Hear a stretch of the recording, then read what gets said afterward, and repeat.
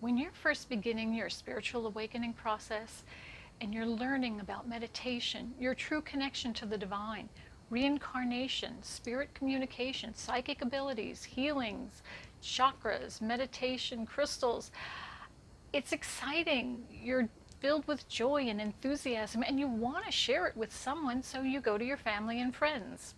But they think you've either lost your mind or they start making fun of you. In this video, I'm going to give you tips to help you deal with those around you who don't understand your spiritual awakening. Hello friends, I'm Wendy Rapp, spiritual life coach and intuitive reader. On this channel, I help you as a spiritually awakened person grow and evolve on your soul's journey. You are beginning to open your mind to new and exciting ideas and concepts. But those ideas and concepts are probably very different than the beliefs your friends and family have. You're going outside of their comfort zone.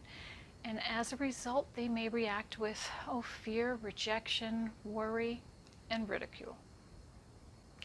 And remember, a spiritual awakening isn't something you can push somebody into or force it on them.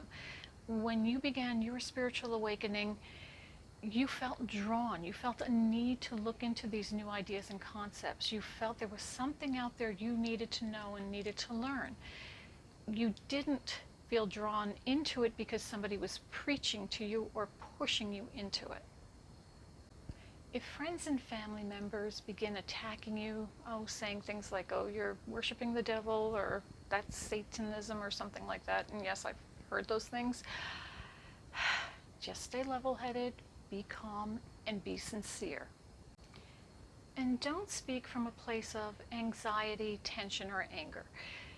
You just want to share information with them in a calm and quiet and loving way.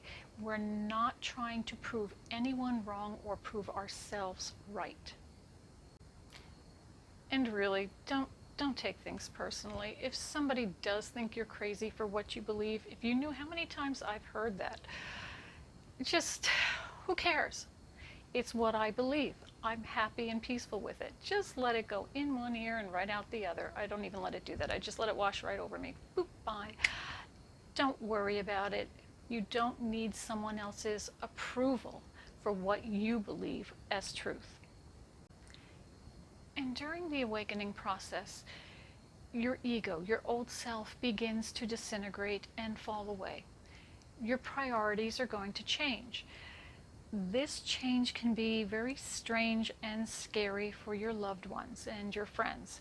So just be patient with them as you go through it, because they are missing the old you. Just be the light. People will be more impressed by seeing the changes you've made, being happier, calmer, more centered. That will make a greater impression on them than all the words and books that you have. They will then be drawn out to ask you questions about why you're this way, or how did you become so calm. That will open the door for you to answer their questions. And just remember, when you do answer their questions, don't overload them with everything you know about spirituality. Oh my gosh, that's going to be too much, and that's going to make them want to shut the door again. So when they ask a question like, why are you so calm? Just let them know, well, I started meditating. That's been helpful. Then they'll be drawn into asking, well, how do you meditate, or what's involved with meditation? Give them brief answers. Make them want more. Trust me, you will have good results with that. And remember, the spiritual awakening process is a destructive one. We are deconstructing who we once were.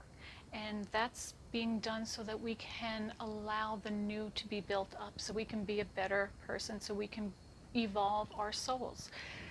During that process, what often happens is the people who were your closest friends may begin to pull away, or you may begin to pull away from them. It can be a little sad and disturbing, but if you feel yourself being pulled away or drawn away, and you see them being drawn away from you, let it go. Instead, turn to the spiritual community. There are many places all over this country and probably all over the world that give classes, that have people who are like-minded, who associate and learn from each other, and friendships develop that way. I know that happened for me. I really didn't have any friends by the time I started working at Earth Spirit. And now I have many very close and good and dear friends through the work I'm doing. I love it. So look for people who will build you up, who will understand your journey, and who can teach you new things on your journey. Remember to always respect the path that someone else is on. If they're not where you are, that's okay, because you were once in that place too. So respect and honor their journey. I hope that information was helpful for you. Thank you so much for joining me here. Don't forget to hit the subscribe button. I upload a new video every Sunday, and I'd love to have you join me here. If you have any questions or any comments, please feel free to leave them in the comment section below. You can also link up with me on social media. The links are below in the description box. And as always, remember, you are a spark of the divine. Share your light with the world. Blessings.